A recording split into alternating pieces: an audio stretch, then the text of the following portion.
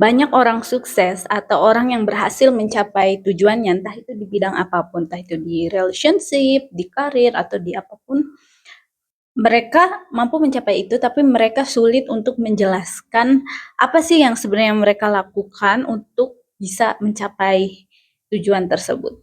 Sehingga akhirnya aku berusaha untuk mengobservasi apa sih yang sebenarnya mereka lakukan untuk berhasil mencapai tujuannya. Ternyata hasil observasi aku adalah yang pertama, mereka memutuskan. Mereka tidak mengatakan ingin, tapi mereka memutuskan. Contoh, aku ingin jadi pembisnis. Sementara mereka, orang-orang yang berhasil mencapai tujuan mereka, mereka bukan bilang aku ingin jadi pembisnis, tapi mereka memutuskan mereka akan menjadi pembisnis. Mereka harus jadi pembisnis. Mereka memutuskan bahwa mereka adalah pembisnis. Karena beda loh, ketika aku ingin menjadi pembisnis dengan aku memutuskan aku akan jadi pembisnis.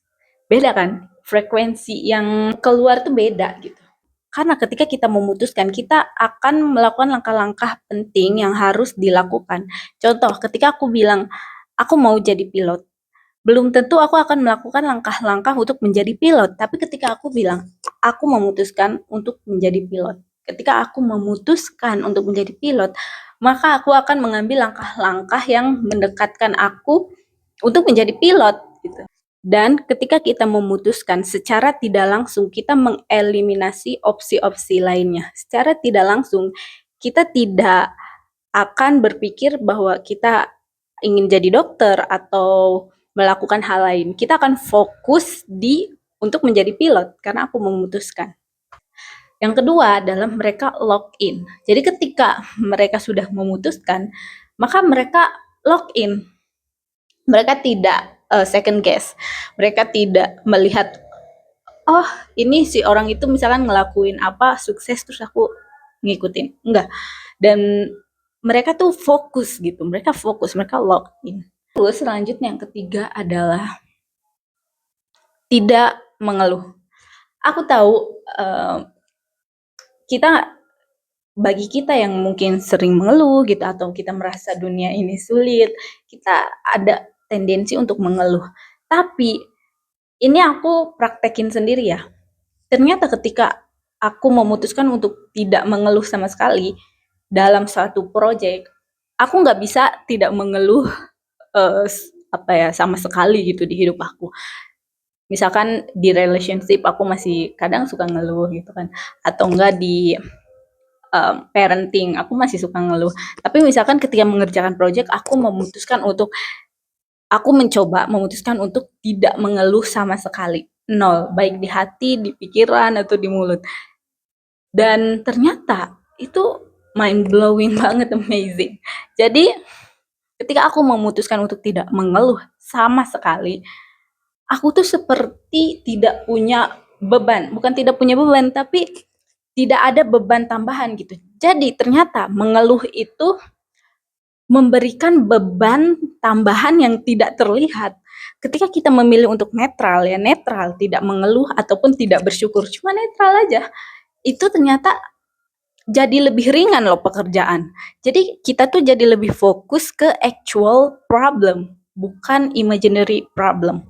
Jadi kita nggak punya imaginary problem, yang kita punya di depan mata cuma actual problem, dan akhirnya pekerjaan pun jadi lebih ringan gitu karena kita tidak punya psychological beban psychological gitu, nggak punya beban energi tambahan dari mengeluh. Dan aku yakin kalau misalkan ditambah dengan syukur, itu kan waktu aku ngerjain project itu aku posisinya netral, nggak mau mengeluh sama sekali, tapi juga nggak bersyukur, cuma netral doang. Sekarang kalau misalkan ditambah bersyukur, aku yakin banget itu akan memberikan tambahan energi tambahan, jadi jauh lebih mudah lagi. Jadi itu menurut aku tips untuk mencapai tujuan dengan lebih mudah. Kemudian selanjutnya adalah keep moving. Jadi kita tidak mengharapkan sempurna di awal. Kita tidak mengharapkan sempurna di awal. Kita harus sadar kalau di awal itu pasti kita akan menemukan kesalahan, pasti akan menemukan kegagalan, dan kita terus moving gitu. Kita tidak menyerah.